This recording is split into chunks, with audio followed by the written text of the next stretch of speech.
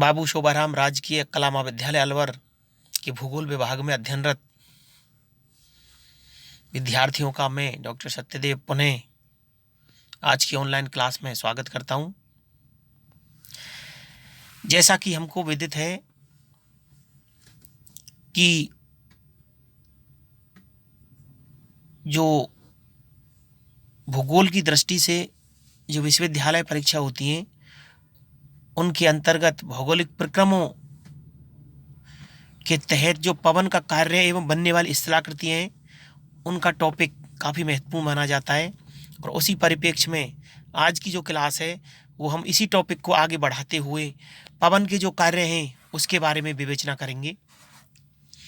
पवन या बहती हुई जो हवा होती है उसका कार्य ज़्यादातर या मुख्य रूप से विश्व के उन भागों में दृष्टिगोचर होता है जहाँ पर शुष्क और अर्धशुष्क परिस्थितियाँ अर्थात मरुस्थलीय दशाएं पाई जाती हैं।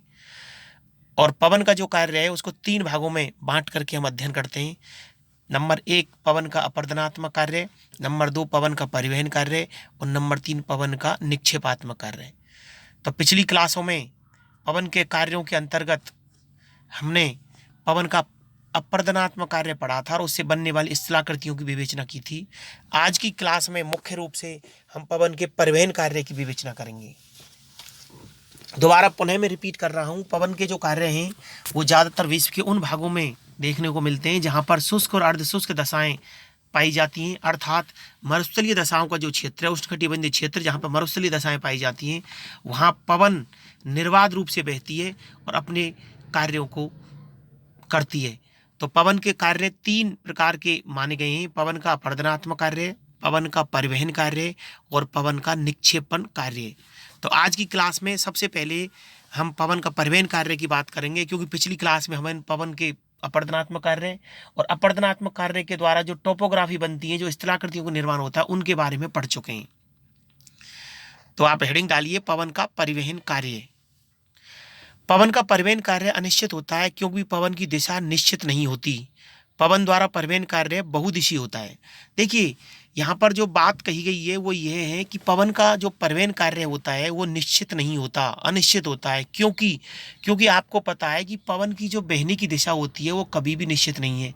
आपने देखा होगा शाम को पवन पूरब से पश्चिम दिशा की ओर बह रही है तो पता चला सुबह के टाइम पश्चिम से पुनः पूरब की ओर बह रही है, कभी उत्तर की ओर कभी दक्षिण की ओर।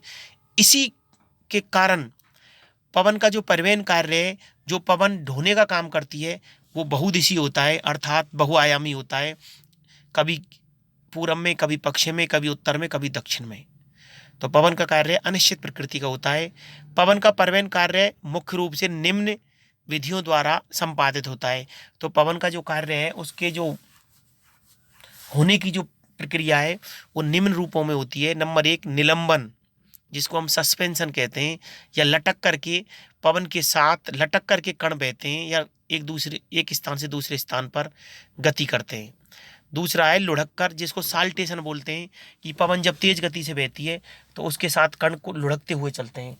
और तीसरी जो प्रक्रिया है या तीसरा जो विधि है वो है कर्षण या खिंचकर या ट्रैक्शन। तो लुढ़कने से कई बार खिंचकर के कण चलते हैं, उसको ट्रैक्शन कर्षण कहा जाता है। तो ये आपका पवन का कार्य आपकी समझ में आ गया होगा। पुनः हम बात करें तो पवन का कार्य अधिकतर पवन का कार्य अनिश्चित प्रकृति का होता है, क्योंकि पवन की दिशा जब निश्चित नहीं होती तो इसी वजह से पवन की दिशा की अनिश्चितता की वजह से पवन का जो कार्य है वो अनिश्चित प्रकृति का है। पवन का परिवहन कार्य कभी पूरब की ओर कभी पश्चिम की ओर कभी उत्तर की ओर कभी दक्षिण की ओर अर्थात बहुदिशी रूप में संपादित होता है। अब तीसरा जो पवन का कार्य है वो उसका रूप है पवन का निक्षेपात्मक कार्य। पवन का निक्षेपण कार्य, निक्षेपण कार्य है जैसे देखिए पवन अपर्दन करती है, पवन जब तेज गति से बहती है तो अपने साथ जो कंकड़ पत्थर वो चलते हैं, यंत्र की भांति कार्य करते हैं, तो चट्टानों को रगड़ करके और अपर्दित करके जो मलबा है उसको अपने साथ ढो करके ले जाती हैं, जिसका परिवहन करती हैं। तो अपर्दन और परिवहन। अब तीसरी बात आती है, जब पवन बहते हुए रूप में अगर किसी सामग्री को परिवहन कर रही है तो उसको कहीं ना कहीं छोड़ती है, अर्थात निक्षेपण भी करती है। तो बहती हुई हवा जो अपने साथ उसके साथ जो मिट्टी के कण धूल कंकड़ इत्यादि बह करके चलते हैं उनका जो जमाव करती है वही उसका निक्षेपात्मक कार्य कहलाता है। मरुस्थलीय प्रदेशों में पवन का निक्षेपण कार्य अति महत्वपूर्ण माना जाता है। पवन अपने निक्षेपण कार्य से रेत का जमाव करके अनेक स्थलाकृति विकसित करती हैं। निक्षेपण कार्य निम्न दशाओं द्वारा प्रभावित होता है। जैसे मरुस्थलीय जो क्षेत्र होते हैं, आपने अगर पश्चिमी राजस्थान में जैसलमेर, बीकानेर, बाड़मेर उन क्षेत्रों में गए हों तो जब गर्मियों में तेज गति से पवन चलती है तो अपने साथ उड़ा करके लेके जाती है रेत को और एक स्थान से दूसरे स्थान पर जमाव करती है। तो जमाव जो करती है वही उसका जमाव कार्य बोल सकते हो या उसको निक्षेपात्मक कार्य बोल सकते हो। पवन का निक्षेपात्मक कार्य अनेक रूपों में या अनेक प्रकार से प्रभावित होता है। उसको प्रभावित करने वाले जो कारक हैं वो निम्न है। जैसे पवन का वेग, ये सीधी सी बात है कि जब पवन का वेग तेज होगा तो पवन का परिवहन कार्य अच्छा होगा और परिवहन कार्य अच्छा होगा तो उसके साथ जो सामग्री चलेगी उड़ करके उसका जमाव होगा। तो निक्षेपात्मक कार्य पवन के वेग से प्रभावित होता है। नंबर 2, रेत की अधिकता। रेत की अधिकता कि जिन क्षेत्रों में रेत अधिक होती है, पवन की गति तेज होती है, तो वहां पर ही उसका निक्षेपात्मक कार्य देखा जाता है। तीसरा है पवन मार्ग में आने वाले अवरोध। जैसे पवन अगर तेज गति से बह रही है, अपने साथ रेत भी लेकर के चल रही है, लेकिन उसके साथ जब व्यवधान आता है सामने तो रुकावट आती है, तो उसकी गति में अवरोध होता है और अपने साथ जो उड़ा करके या परिवहन करके जो सामग्री लेके आ रही है उसका जमाव करती है।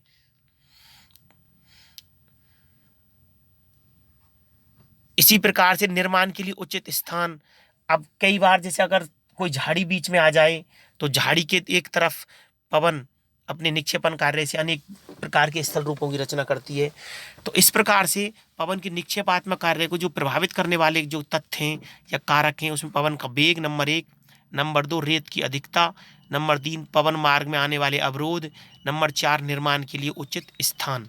तो ये आपका पवन का निक्षेपात्मक कार्य हुआ। अब बात आती है पवन का जो निक्षेपात्मक कार्य होता है उससे कौन कौन सी स्थलाकृतियां बनती हैं। पवन का निक्षेपात्मक कार्य से कौन कौन सी स्थलाकृतियों का निर्माण होता है, अर्थात प्रमुख निक्षेपात्मक स्थलाकृति कौन कौन सी हैं। जैसे नंबर 1 लोयस। लोयस पवन के द्वारा बनने वाली प्रमुख निक्षेपात्मक स्थलाकृति है। नंबर 2 लोयस के अलावा जो स्थलाकृति जो बनती हैं उनको अपन बोल सकते हैं बालू का स्तूप। बालू का स्तूप कई प्रकार के होते हैं। उर्मी का चिन्ह। तो लोयस, बालू का स्तूप और उर्मी का चिन्ह ये प्रमुख टोपोग्राफी हैं जो पवन के कार्य से बनती हैं या उनका निर्माण होता है। तो अगली क्लास में इसी टॉपिक को हम कंटिन्यूटी बनाते हुए इसी टॉपिक को लगातार पढ़ेंगे और उसके निक्षेपात्मक जो कार्य हैं उनके बारे में बनने वाली स्थलाकृतियों की बात करेंगे।